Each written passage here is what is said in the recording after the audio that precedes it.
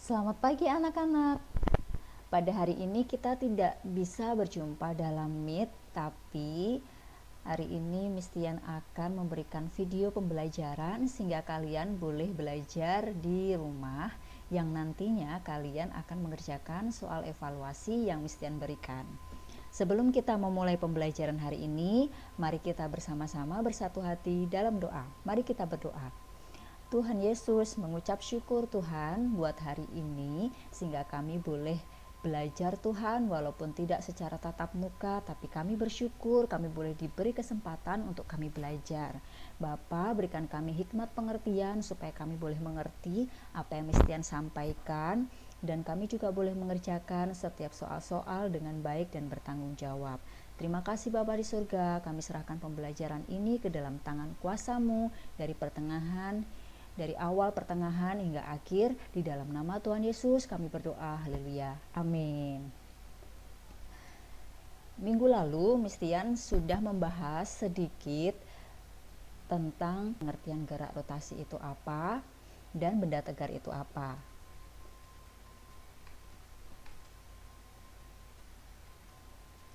Nah, saat ini Mistian akan memperdalam pemahaman kalian tentang momen gaya atau yang disebut dengan torsi atau torka.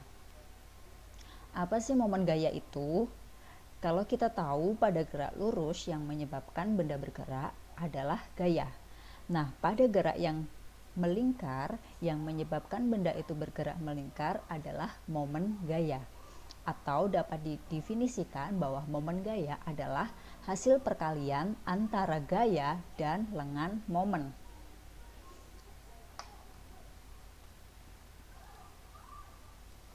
Atau dapat dituliskan seperti ini. Kita baca ini adalah tau sama dengan R kalikan F, di mana tau adalah momen gaya dengan satuan Newton meter, F adalah gaya dengan satuan Newton, dan R adalah panjang lengan momen dengan satuan meter.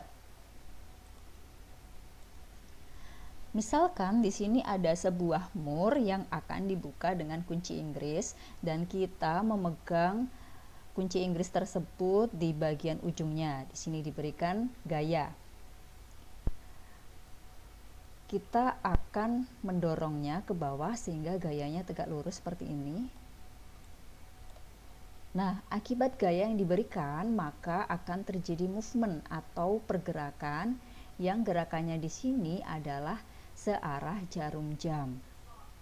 Jarak dari titik tangkap gaya ke porosnya, dalam hal ini porosnya adalah mur, di sini poros, itu disebut dengan R.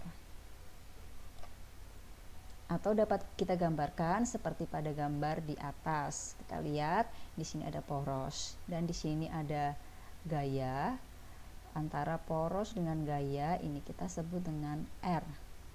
Namun seringkali gaya yang kita berikan tidak selalu 90 derajat atau tegak lurus, tetapi bisa jadi membentuk suatu sudut tertentu terhadap lengan momen. Di sini momen gaya atau dituliskan tau sama dengan R cross F, itu dapat dituliskan FR sin theta karena yang dicari adalah gaya yang tegak lurus dengan lengan momen.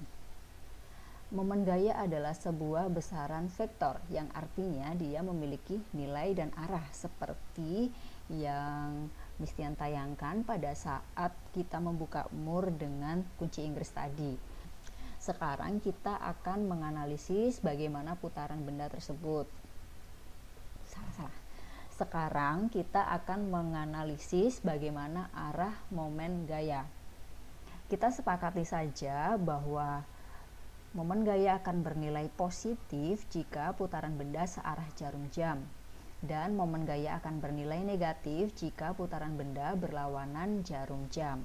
Sebenarnya boleh saja dibolak-balik, tapi ini hanya kesepakatan kita saja. Kita lihat gambar yang pertama ya. Pada gambar yang pertama ini terdapat dua gaya. Untuk mempermudah, Mistian akan berikan di sini F1 dan di sini adalah F2. Pada gaya F1 ini arahnya adalah ke kanan membentuk sudut 45 derajat. Kalau batangnya ini ditarik dengan gaya F1 yang arahnya ke kanan dengan sudut 45 derajat, maka arah putarannya dia akan berlawanan dengan jarum jam karena dia akan memutar seperti ini. Nah, akan berlawanan arah jarum jam. Namun ketika kita lihat di F2, kalau batang ditarik dengan gaya sebesar 4 Newton yang arahnya tegak lurus ke bawah, maka dia akan membuat batang tersebut berputar seperti ini, berputar searah jarum jam, atau nilai momen gayanya adalah positif.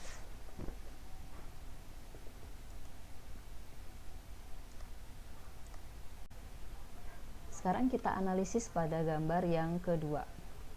Pada gambar yang kedua ada dua gaya juga, misalkan di sini adalah F1, di sini adalah F2. F1 ditarik ke bawah akan menyebabkan batangnya berputar seperti ini, atau berlawanan arah jarum jam. Tapi kalau yang F2 yang akan diputar, tapi jika gaya F2 yang diberikan arahnya ke sebelah kanan dan memiliki sudut 30 derajat terhadap lengan momen gaya, maka nanti arah gerakannya akan memutar batang. Nah, memutar batang searah jarum jam, atau nilai momen gayanya adalah positif. Sekarang kita lihat yang ketiga.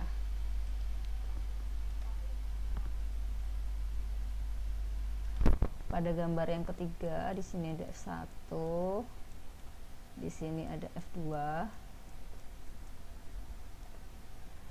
Di F1 ini nanti gayanya akan memutar batang sehingga batangnya akan berputar seperti ini, atau searah jarum jam.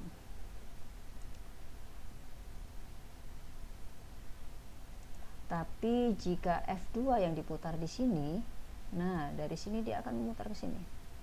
Dia akan membuat batangnya berputar berlawanan arah jarum jam. Penerapannya bisa diterapkan pada engsel sebuah pintu atau sebuah jendela.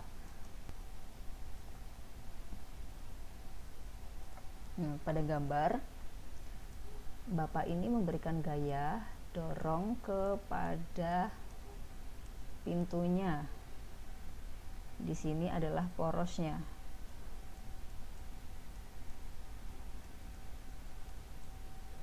Poros, dan di sini adalah lengannya. Lengan momen atau R.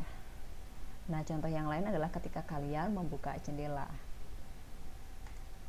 Soal yang pertama, di sini ada sebuah pintu dengan lebar 95 cm didorong di bagian tengahnya dengan gaya 175 Newton. Hitung besar momen gaya terhadap sumbu putar yang melalui engsel tersebut. Yang diketahui adalah sebuah pintu dengan lebar 95 cm, tapi didorongnya di bagian tengah, ya. Ingat ya, didorongnya itu di bagian tengah di sini. Nah, sehingga kalau kita mau mencari R, itu dihitung dari porosnya ke titik tangkap gayanya. Berarti di sini adalah R.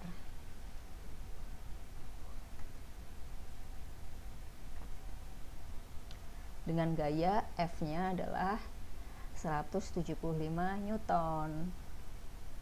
Yang ditanyakan adalah besar momen gaya, atau kita tuliskan tau sama dengan titik-titik Newton meter. Maka untuk menjawabnya, tau sama dengan F kalikan R kali sin theta, karena sudut yang dibentuk antara lengan gaya dengan dengan gayanya adalah sebesar 90 derajat tegak lurus, sehingga sin theta sama dengan 1. Kita tidak perlu menuliskannya, kita cukup menuliskan tau sama dengan F kalikan R. F nya 175, R nya 0,475, sehingga kita dapatkan hasilnya adalah tau sama dengan 83,125 Newton meter. Bagaimana dengan arah momen gayanya? Ayo, menurut kalian arahnya searah atau berlawanan jarum jam? Nah, karena didorongnya ke atas, maka dia akan memutar pintu tersebut berlawanan arah jarum jam. Kita lanjut contoh yang kedua ya. Pada contoh yang kedua, sebuah tongkat yang panjangnya 40 cm mendapat 3 gaya yang sama besarnya 10 Newton seperti pada gambar. Jika tongkat diputar di titik C, tentukan momen gaya total. Nah, kita analisis terlebih dahulu soal ini ya, apa saja yang diketahui dari soal. Panjangnya adalah 40 cm. Kita rubah menjadi dalam meter ya, 0,4 meter.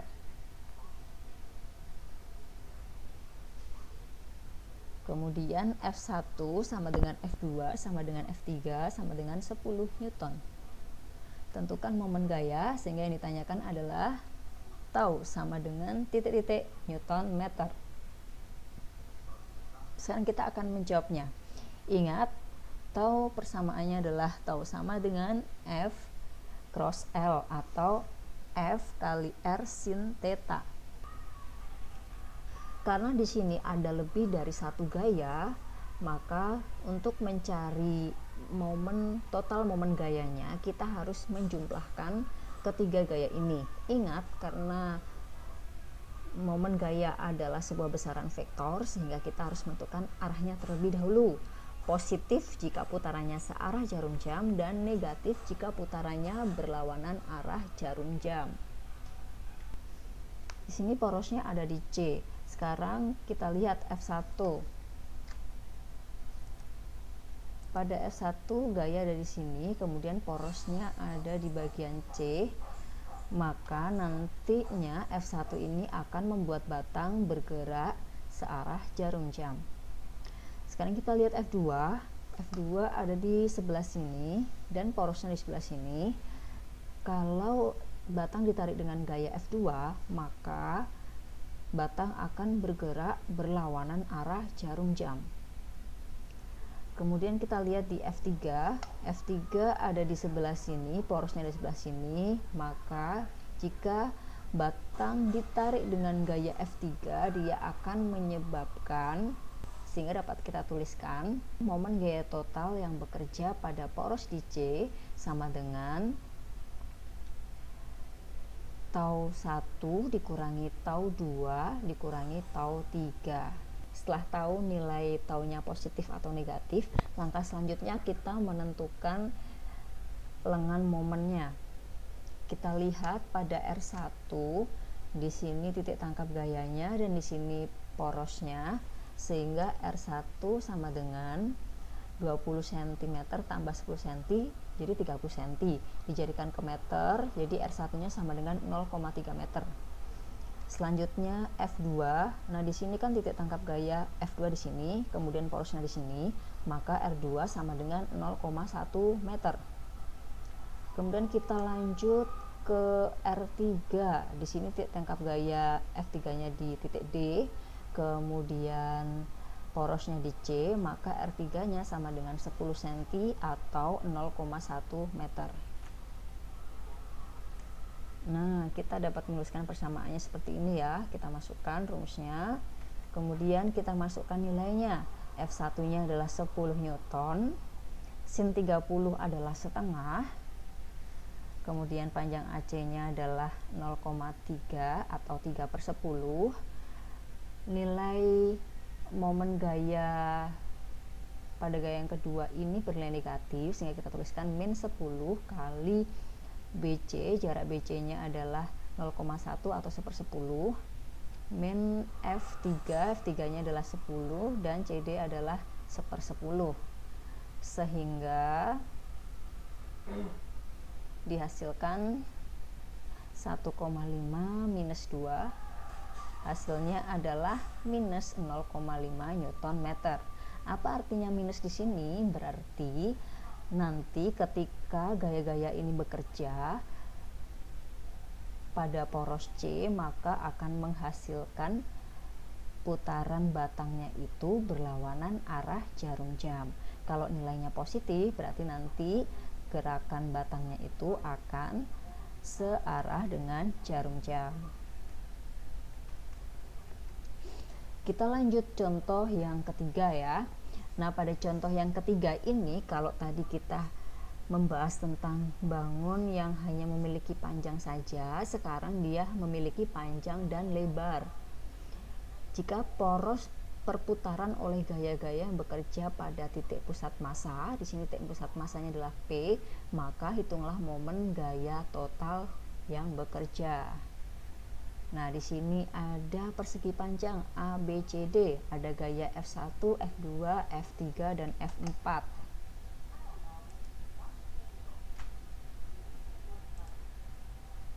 Sekarang kita lanjut pada contoh soal yang ketiga. Kalau pada soal sebelum-sebelumnya kita membahas momen gaya yang bekerja pada sebuah batang yang hanya memiliki panjang saja, tapi di sini Mistian punya sebuah bangun persegi panjang, jadi memiliki panjang dan lebar. Soalnya, jika poros perputaran oleh gaya-gaya yang bekerja pada titik pusat persegi, di sinilah titik P, maka hitunglah momen gaya total yang bekerja pada titik P tersebut. Untuk hitunglah momen gaya total jika porosnya itu ada di titik P. Kita analisis terlebih dahulu ya, diketahui dari gambar ini. Panjang AB ini sama dengan panjang CD karena dia persegi panjang, panjangnya 40 cm, dan panjang BC sama dengan AD 20 cm. Yang ditanyakan adalah momen gayanya. Nah, kita ingat bahwa momen gaya adalah F kali L sama dengan FR sin theta. Untuk menjawab soal ini, karena di sini ada lebih dari satu gaya yang bekerja, sehingga untuk mencari momen gaya totalnya, kita perlu menentukan momen gaya tersebut bernilai positif atau negatif. Yang sudah kita tahu bahwa positif jika searah dengan jarum jam dan negatif jika putarannya berlawanan arah jarum jam. Kita lihat dulu mulai dari F1. Di sini F1, kalau kita panjangkan di sini, F1 dia memotong pada sumbu P. Jika sebuah gaya memotong pada sumbu P, maka sin tetanya nanti akan bernilai 0, sehingga kalau kita tuliskan bersamaan FR sin 0 hasilnya adalah 0, maka ini tau 1 sama dengan 0. Sekarang kita lihat pada F2. Pada F2 ini, jika segi panjang ini ditarik dengan gaya F2 ke kiri, maka dia akan memutar persegi panjang ini berlawanan arah jarum jam, atau nilai momen gayanya adalah negatif. Kita lihat pada F3. Pada F3, jika persegi panjang ini ditarik ke bawah, maka persegi panjang ini akan bergerak searah jarum jam atau positif. Nah, pada F4 ini, karena dia membentuk sudut 30 derajat dan ini adalah bangun persegi panjang, maka kita harus menguraikan pada sumbu X dan sumbu Y. Nah, sehingga kita uraikan menjadi F4X dan F4Y. Nilai tau F4X nanti adalah positif, sedangkan untuk F4Y-nya adalah negatif. Sehingga jika kita tulis dalam satu persamaan, momen gaya pada poros di P atau tau P sama dengan tau 1 minus tau 2 plus tau 3 plus tau 4x min tau 4y. Untuk mencari nilai tau, karena tadi sudah tahu arahnya, sekarang kita akan menganalisis R-nya atau dengan momen gayanya. Untuk tau 1 kita tidak usah mencari karena tadi nilainya udah 0 ya. Sekarang pada F2 kita akan mencari R2-nya. Caranya dengan memperpanjang gaya F2-nya. Nah, ini yang garis biru ini. Kemudian kita tarik dari perpanjangan garis tadi ke titik P. Nah, kita dapatkan R2-nya karena di sini B sampai C adalah 20 cm, sedangkan di sini pada pusat persegi berarti separuh dari 20 cm sama dengan 10 cm atau 0,1 meter. Kita lanjut mencari R pada F3 ya. Pada F3 ini kita juga tarik garis lurus. Kemudian dari garis yang perpanjangan F3 tadi, kita tarik garis yang tegak lurus dengan pusatnya atau porosnya. Nah, karena D ke C itu 40 cm, sehingga R3-nya adalah separuhnya 20 cm atau 0,2 meter. Pada F4 kita analisis pada F4X dan F4Y. Sama ya, kita buat perpanjangan pada F4X, kemudian kita tarik garis tegak lurus dari perpanjangan F4X dengan porosnya. Nah, maka kita dapat R4X-nya sama dengan 0,1 meter. Kemudian pada F4Y sama, kita tarik perpanjangan dari F4Y. Kemudian dari perpanjangan tersebut kita tarik garis yang tegak lurus dari porosnya, maka kita dapat R4Y-nya sama dengan 0,2 meter karena separuh dari AB. Oke, kalau sudah kita dapatkan nilai R-nya, kita masukkan dalam persamaan. Tau 1 tadi ada 0, nah tau 2 adalah F2 kali R2, tau 3 adalah F3 kali R3, tau 4 adalah tau 4X adalah F4 kali R4 kali cos 30 derajat karena dia membentuk sudut 30 derajat ya. Dan tau 4Y adalah F4 kali R4 sin 30 derajat. Kenapa yang F4Y itu adalah cos? Karena di sini gayanya ini dekat dengan sudut ya. Makanya dia nanti adalah rumusnya cos. Kalau yang Y ini dia berjauhan dengan sudut, makanya dia pakainya adalah sin. Kita masukkan semua nilainya. F2-nya 10, R2 0,1, F3-nya adalah 10, R3 0,2, F4 20, R4-nya 0,1, cos 30 adalah setengah akar 3 minus F4-nya adalah 20, R4 0,2 dan sin 30 adalah setengah.